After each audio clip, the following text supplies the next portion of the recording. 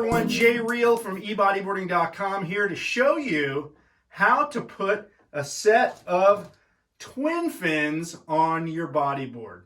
Now, fins, or skegs as we call them, are a little bit of a controversial subject when it comes to bodyboards. Bodyboards were originally designed to be ridden without fins on the bottom.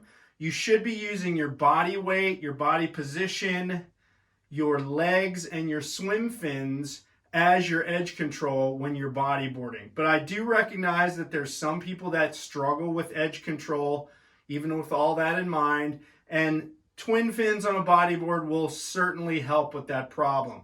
Or maybe you're a drop knee or stand-up rider, you want a little bit of help with that edge control.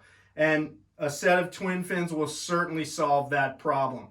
The disadvantage of having fins on the bottom of a bodyboard is that A, they create drag. You obviously have two plastic fins sticking off the bottom of the board. That's going to create a little bit of drag, and therefore it's going to sacrifice a little bit of speed. And the other disadvantage is that you're prevented from doing certain maneuvers, specifically the ones where you can release the tail like 360s, which are cornerstone maneuvers in bodyboarding. That's going to be kind of hard to do with a set of fins on the bottom of your board. Now, with that said, back in the day when I used to use fins many years ago, we would actually modify the fins. We'd make them smaller, change the shape of them so that they would still have a little bit of release. And that's certainly something you might want to look into. We even used to use single fins occasionally. Of course, this was long before stringers existed in bodyboards. Just to give us a little bit of edge control, but still be able to release it. So let's talk about the tools that you're going to need to do this project. First of all, obviously the twin fin kit comes with two fins. They're made out of plastic or nylon, and you're going to have 4 of these screws, which will screw into the fins. You'll also want to have a marker. It could be a Sharpie, a regular pen, a thick marker like this, doesn't matter. It's just going to be able to mark the position that you want to install the fins. You'll also want a tape measure. That's going to be real helpful to measure where you're going to put the fins. You'll want a drill ideally, and you want the diameter of the drill bit to be slightly smaller than the diameter of the screw, because you want these to fit nice and snug. So you don't want to make that hole too big in the board. And finally, you'll need some dish soap, and I will get into that in a little bit.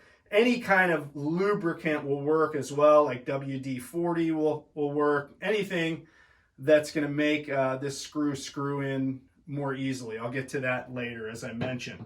Okay, so I have all my tools assembled, and I'm using basically a 42-inch board, and this board has a single stringer. It's very important to know the stringer setup in your board. Very few bodyboards will have stringers that extend to the position where you would want to put fins, so it's generally not a concern. Even double stringer boards will have the stringers sort of halfway between the center and each edge of the board. So it's, unless you're putting the fins in a very unusual position towards the center of the board, the stringer position is not going to be an issue here. So let me just go over how I would put a pair of twin fins on a bodyboard. You can obviously change this to your liking. First of all, let's talk about positioning of the fins. The further back they are, the better your edge control is going to be. It's going to keep the tail nice and stable. You won't be able to release that tail pretty much at all if they're further back. The key to remember, though, is don't put them so far back that the screws go off the tail. So that's really crucial, because the crescent, like in this board, you have a crescent tail board. It sort of angles inward. So if you're doing the fins from the bottom, which is what I recommend, you have to remember that the tail of the board on the deck side actually starts kind of right up here, about maybe 1.5 inches forward of where it does on the slick side of the board. Okay? Positioning left to right, that's another concern. Most modern bodyboards have channels on them, like this one does. You can choose to put the fins in the middle of the channel, on the inside of the channel, on the outside of the channel. I can just tell you the closer in you put the fins, the looser the board's going to be, the more easily it's going to pivot right and left. The further out, the more stable it's going to be.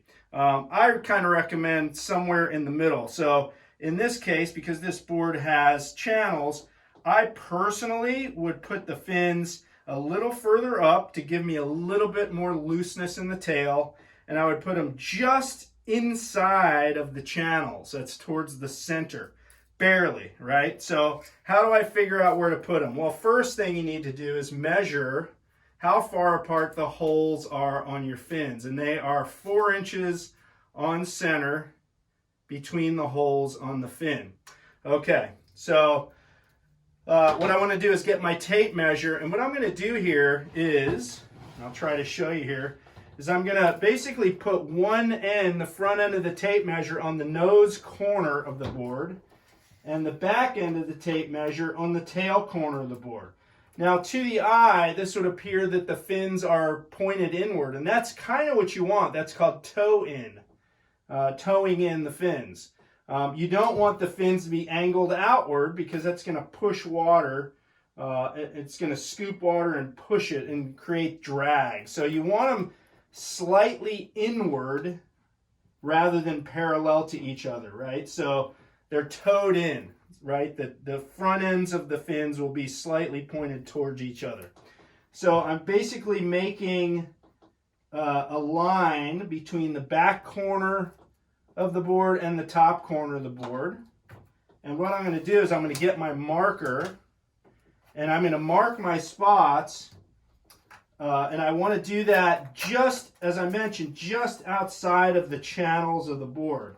So here's my spot here, but that's going to put me right in the middle of the channel. So what I'll do is I'll keep the front end of the tape measure on the nose corner, and I'll pivot the back end inward towards the center of the board until I'm outside of that channel.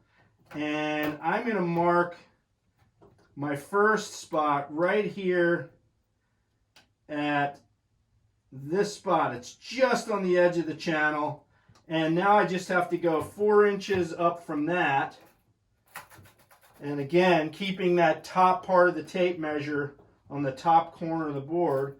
So right here I'm at the 36-inch mark on this tape measure down from the nose corner.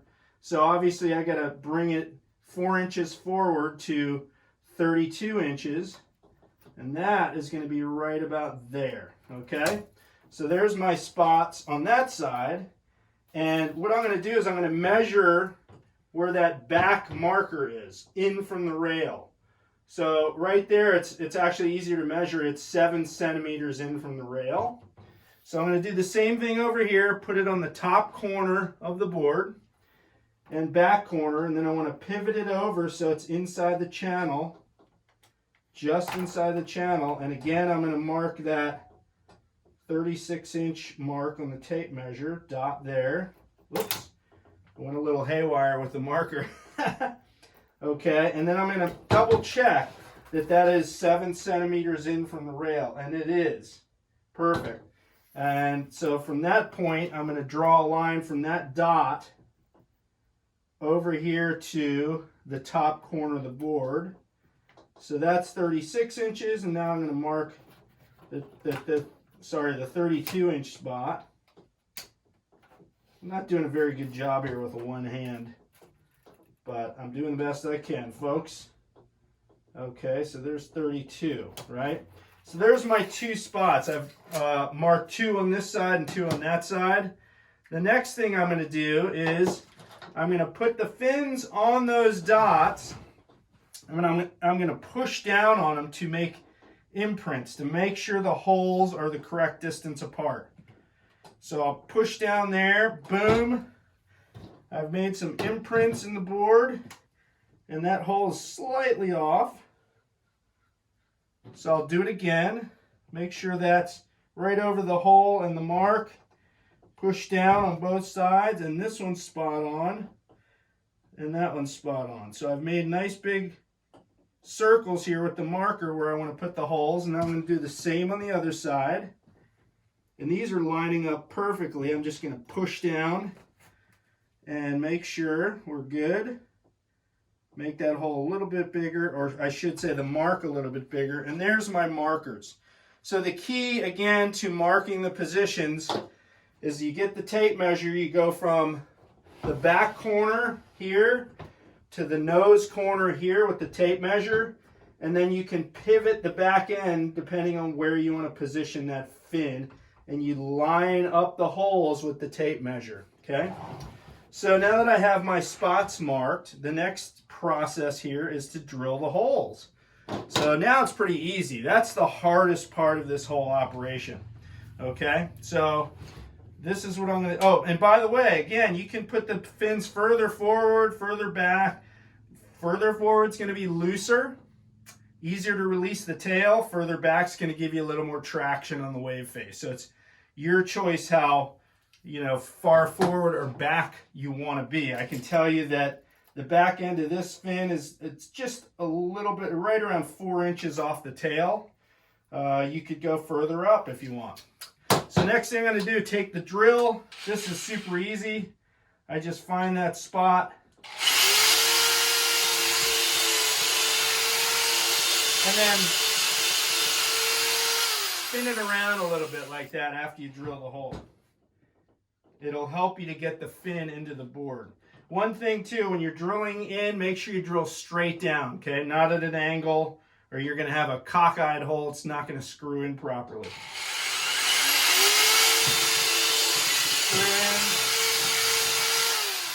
Okay, hole number 3.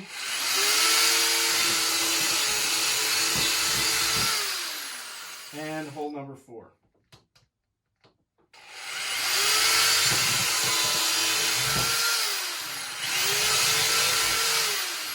Okay, so now I have my 4 holes drilled. So now you just want to position the fins.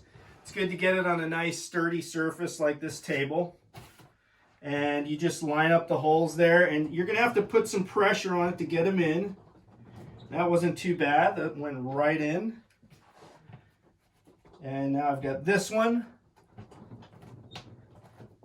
So now I got my twin fins on the board. All that's left to do is to screw in the screws, and you're golden. So this is where the dish soap comes in. We want to make sure that the screws don't snap when you're screwing them in. So lubricating them is key. Dish soap works great. Most people have it lying around their house. Really easy. You just put a little bit on that screw. And there we go. Got a couple of screws with dish soap on them. And you just put them in one at a time. Lining them up with the holes in the fin might be a little tricky. You might have to pull it in and out a few times until you find the spot. It's not always easy. In fact, you may even have to take the fin out of the bottom of the board to make sure that the screw is lining up with the fin itself. So notice I'm lubing up these screws with dish soap. And I put them in here and over here. Okay, so it looks like I got this one lined up, but not so much here. Oh, maybe I got that one. Let's see. So I think this one's in. So I just crank the screw down like so. Crank this one down like so. And I just keep going until the screw is recessed into the deck slightly. You don't want it necessarily to be flush. You want it to be slightly recessed so it's nice and tight.